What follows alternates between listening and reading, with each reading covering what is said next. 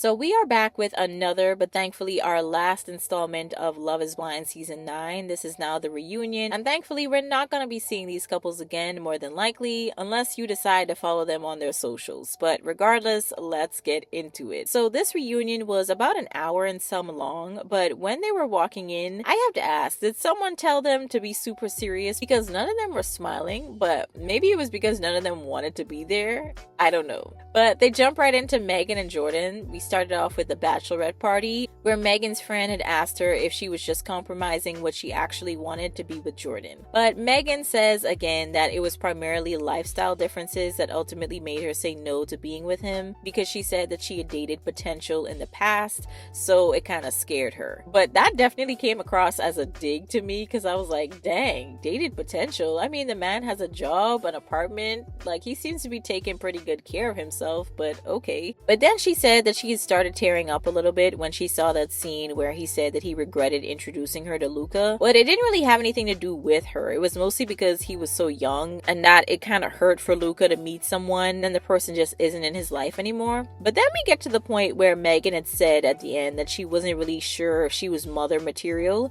and we find out that this woman left everything with Jordan to go and turn around and run into a new relationship just a few months later with someone else and then have a baby, which she gave birth to just 2.5 months before this reunion. Now everyone on the cast is shocked, but Jordan is looking like he's internally screaming a little bit, and the baby daddy and her current boyfriend, I presume, Paul, was also in the audience. He definitely looked more like her type, and there was like a slight Jeff Bezos-ness about him. I did some research on him, and apparently he's the CEO of the industrial automation company called Nova Automation, so definitely more Megan's type. I'm sure he makes good money, so it's not like she's dating potential, as she put it, with Jordan anymore, so I'm sure she's happy about that. But apparently Megan was very honest with Jordan and had told him about the news prior to everyone else finding out. So I applaud her friends and family for being able to stay pretty tight-lipped about everything, because I'm sure at least someone in my camp would have said or shared something if that was me. But I think it's really funny that she just ends up meeting someone that fits her mold of what she wanted in a man, and that whole not sure about being a mother thing just kind of got chucked out the window. But we also find out that Mike had gone on a few dates with Megan. He actually came right out and told Jordan himself, but he didn't really feel any type of way about it. But Megan says that there was no spark with Mike outside of the pod, so nothing really transpired there. She had also reconnected with Blake after the experiment ended, just for him to apologize for ghosting her in the pods. But again, he was honestly so boring. I'm sure there wasn't going to be any spark there anyway. But Jordan has been doing some very casual dating, nothing serious, as he's still very selective about introducing anyone to Luca, especially after this situation. But they bring in Casey, Kate, and Patrick shortly after, and you know we got a lot of questions for Casey, let's be real. So they went right into asking Patrick about what Casey had said to production before talking to him, and basically lying to him about why she was leaving the show, making it seem like she was just leaving because of the pressure of filming and whatnot, and nothing to do with Patrick himself. She even made this man believe that she still wanted to continue seeing him, so that definitely hurt his feelings watching that scene back, because it finally gave some clarity to the situation, because Casey never really gave that to him. She just kind of ghosted him, he says. But Casey just seems so not genuine when she started getting a little emotional talking about it, because she said that it wasn't cool and all she wanted to do was protect him. But girl, let's be real here. You were just trying to protect yourself because you didn't want to look like the mean person in the situation. But you not being honest definitely made you look like the mean one, because she was basically playing with his feelings. Even the audience was looking at her like, girl, bye. Someone actually outrightly was like, yeah, okay, sure. Even Jordan started laughing because it was just some piping hot garbage she was just spewing out. The whole ring thing came up and Allie jumps in. She says it was weird that Patrick had asked for the ring back since Netflix purchased the rings for the guys to propose with, and they just kind of picked them out, I believe. So she ultimately thinks that the guys shouldn't be able to lay claim to getting it back, basically. But then Casey says that she kept it because Patrick had said that she could keep it when they had that awkward conversation in the hotel lobby. But Patrick kind of clarifies, and he says that it was contingent on them continuing to date and see if it could still develop into a thing. But then when they get back to Denver, she says that she messaged him saying that she was thinking of him, but her emotions were still pretty heightened. So she didn't want to have a conversation with him right then to talk about things, and she wanted to give it a couple days. Now, according to her though, that's when he respectfully asked to just be friends and for her to just give back the ring. But then according to Patrick, she did message him, but he was asking for some clarity on the situation, and she wasn't really saying anything in terms of the actual truth. So that's when he said that they should just be friends and if they can just talk it through in person. And he asked for a phone call, and she said that she wasn't ready. They do eventually meet up. He makes a joke calling her his ex-wifey. Maybe not the perfect time to say that, but it is kind of funny. Don't think it was that serious, but regardless, Patrick in this moment just kind of says to her to just simply apologize for how she handled everything and also making it difficult for no reason really. I added that last part in there, but he just kind of wanted her to apologize so that they could move on. But instead of just apologizing, she just kind of latches on to the victim narrative of people messaging her and posting videos about her on social media. And then it was the TikToks about her jokingly being the side chick and blah blah blah. But it was clearly a joke, okay? I think that she was just still really insecure about Anna kind of being his number one until she left, and he ended up going with her at the end, which I could understand, but girl, it really wasn't that deep in my opinion. But she finally apologizes and says that she has the ring, and Patrick finally gets it back and could do with it what he wants to. Now at the end of it, they have a little cute moment playing basketball since they played a little mini game in the pods together. They had said that they were playing for the ring, and he actually just gives it back to her because he lost the little game they were playing. So all that back and forth was for nothing really, but why she would want to keep it is kind of weird to me anyway. I would have sold it, to be honest, but anyhow. So let's move on to Madison and Joe and Casey, I guess. Somehow she ends up in their little story. We found out that Casey and Joe had been dating for a little while, for about a month and some. Madison gave a little stank face when they said that, so I guess she wasn't happy to hear that. But that mustache on Joe, that definitely has to go. I was not a fan of that. But Casey and Joe claimed that it just didn't work out because they had just, according to Joe, told other people that they loved them and it just got too intense too quickly. But Madison believed that whatever Joe and Casey's connection was in the pods, that it affected their engagement. She also said that after they had all gone dress shopping, that the guys and the girls went out. Off screen, I'm guessing, because I didn't see that. But Madison says that she looked over at Joe to find Casey with her hands on his chest, and later he said that she was giving him googly eyes. And then it was that very next night that they had actually broke up. And to be honest, Netflix, y'all missed out on a nice little sticky moment. That would have made so much more sense to me to see that and then the breakup, if that actually happened, of course. But what's interesting is that Joe said that he can remember what happened, but then proceeds to say that what Madison said was totally false, which makes absolutely no sense, but they let him talk anyway. Either way, I do think that he was already having issues committing to Madison way before that whole situation with Casey and the tux fitting. We're talking when they first saw each other after the pods, to be honest. The way this man was pulling away from her, the body language just screamed to me, this isn't right, I don't like her like that, and I'm trying to force it, but it's painful. So to be honest, I just think that Madison was holding on to his words that he was saying to her, which he was using to try to convince his own self that he was good, but she was completely ignoring his actual actions and the way he was acting around her, because there were just too many signs, sis. But Kate steps in and has to clarify some things because there's clearly drama between Madison and Casey. But Madison is saying that at Mike's pool party that everyone came to, that Casey had come to her crying about Joe and how he was treating her. But Kate kind of comes in and she says that Casey did vent to Madison about her thing with Joe, and then he showed up with his new girlfriend Avery at that same party. But he says that none of these relationship timelines ever crossed, but apparently right after his breakup from Madison, they went for drinks because she wanted clarity on what happened between them, and he went with her to the back of her car and was crying and making out with her. And even he realizes in that moment that he's retelling the story, that he was complicating his own life and story. So obviously it was very confusing for Madison because I think that Joe is just a very confused person. And of course they bring up what he said about her when they were in Mexico, when he was talking about her body, because she is somewhat on the plumper side body wise. I think she and I are probably very close in size, to be honest. But I think it was pretty clear that in terms of her frame, that she wasn't really his type, looking at Casey and his current girlfriend Avery, because I did some research on her too. I think that it's pretty clear that this man just likes smaller women, and that's fine.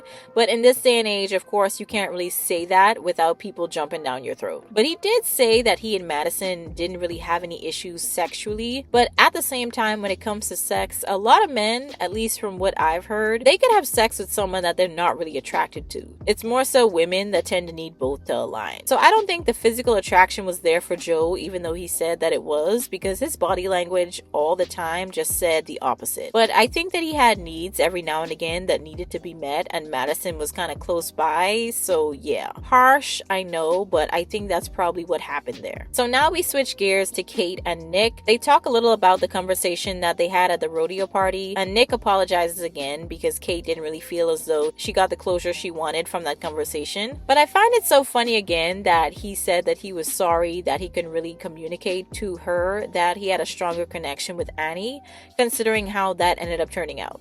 But because this apology didn't happen off camera, Kate feels like it's really calculated. But at this point, girly, I think you should just move on. I understand what she's saying and I agree, but after this reunion, it's just going to be what it is. But she ultimately felt as though he was doing all of this for an audience rather than for actual love, which I can see as well. But we moved on to Annie, and he politely says that it's okay if she throws him under the bus because he did see that he was actually love bombing in the beginning. Because let's be real, what happened in the pods was definitely not a good look.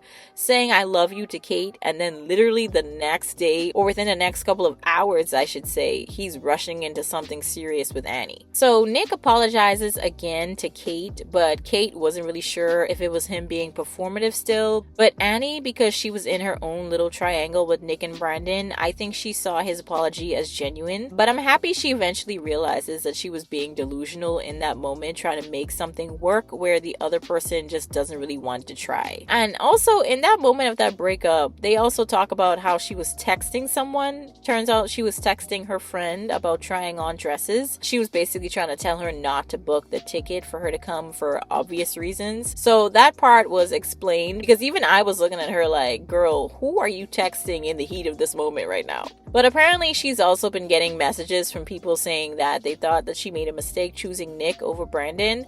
But I don't really think so, and she didn't really think so either. Especially seeing that reaction that he had after seeing her at the party. I honestly don't think that she made a mistake. It was probably going to end being another Joe and Madison situation pretty much. They also touched on the whole thing with Joe saying that he didn't think that Nick was that great of a person, but Joe turns around and says that he really just said it because Brandon is a good friend of his, so that's kind of why he said it. But I found that kind of funny because at the time Joe wasn't really all that likable either, you know? But then we found out that Kate was also seeing Brandon very briefly. They went on one date, but then shortly after that he was all over Casey, and Casey is looking around like that never happened. She tries to drag Patrick in it and he's just like, girl, I have no idea what you're talking about. I wasn't even there. But nobody really cares. Let's be real. Casey, I think, just wanted to make sure her name wasn't being dragged into more drama because she was in quite a bit already. So now we switch to Anton. He gets asked about the conversation that Allie had with his friend's girlfriend when they all went out to eat, and she told Allie about him going to strip clubs and partying and all that, and he ended up saying that it was kind of nasty work because he had only even met this girl twice, which I believe because she had only been dating Anton's friend for a few months at that point, she said. So I didn't expect her to actually know that much about him. It did seem a little sneaky and shady, but Allie didn't really want to talk about it when she came back to the table, and according to her, she doesn't even have any recollection of having that conversation afterwards because she probably was just thinking about it over and over again and let it snowball in her mind, and she probably already came up with her own opinion about him because of it and didn't see the need to hear what he had to say. But of course, when Nick presses her on why she didn't bring it up if she claimed it bothered her so much, she just kind of gives the typical answer of, you know, a lot was going on at the time, which sounds like BS to me. But she claims she also had a really hard time having conversations with Anton outside of the pods because she says she felt like he wasn't really himself, which is what she said at the altar to him also. But be specific in what way he's not himself, you know, in what way did he make it hard for you to have important conversations with him?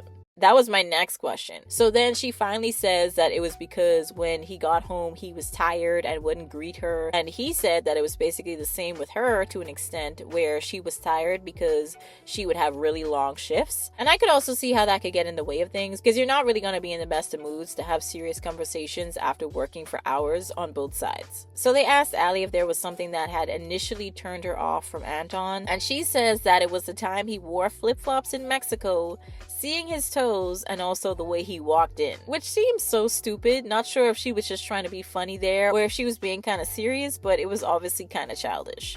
But Anton reveals that he has been seeing someone and has been in a relationship for about a year now. Her name is Miranda, and we got to see her in the audience as well. But Allie claims that she wants to keep her personal life personal and doesn't say if she's been dating anyone.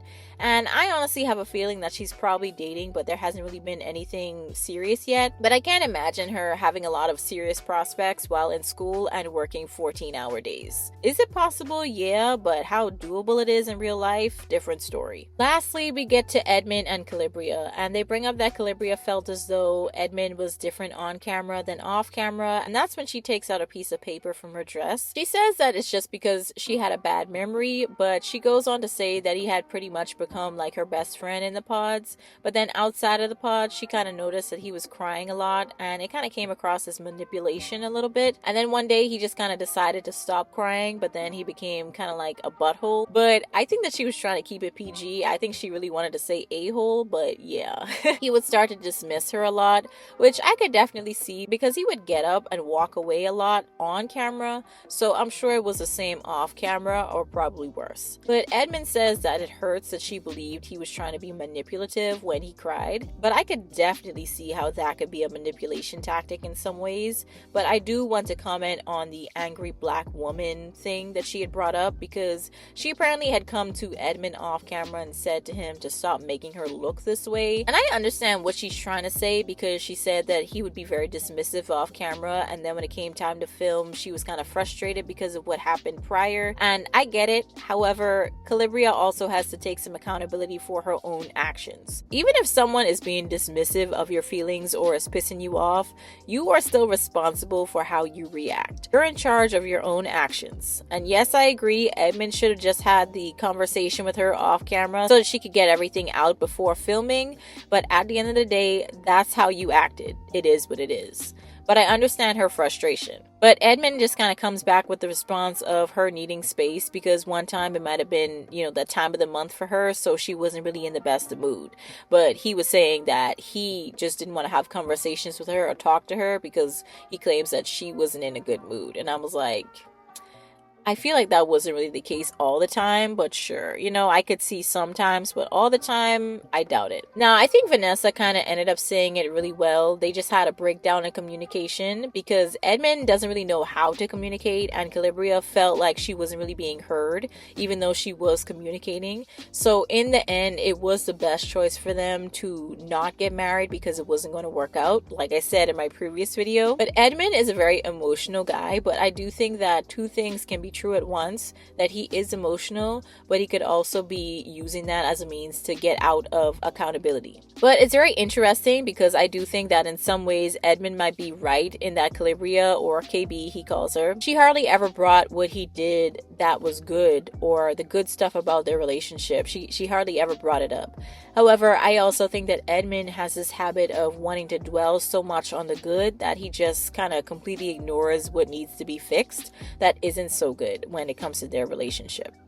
But I like that they ended on a good note, and she apologizes for cussing at him and calling him out of his name because he definitely didn't deserve that. But Edmund also had some kind words for her, and they hugged because I do think they genuinely found friendship with each other. I think they were definitely better off as friends than as lovers for sure. But in the end, they brought Blake out, and I guess Anna was the only one who didn't make it, but it was Jordan's b-day, so they ended up singing happy birthday to him and giving everyone protein ice cream instead of that that nasty chicken smoothie he was drinking on the show. But yeah, that pretty much wraps up the reunion for Love is Blind season 9. I still don't think they should cancel the show, even though the season was absolutely atrocious. I do think that at this point, a lot of these people come on this show just to get attention and to also have people, I guess, come to their DMs that they would be more interested in. I think they're just kind of putting themselves out there for prospects. I don't think they're actually coming on this show to find prospects. Like, I don't think they actually want to be with these people that they get engaged to or get to the altar with. I think they genuinely just use this show for attention, and then they get to the altar, say no, and afterwards their DMs are just flooded and they have a bunch of options to choose from, because you cannot convince me that these people are coming on this show to be like, yeah, I want to get married, because I just don't think so. Let me know your thoughts down in the comments. I'll catch you on the next one.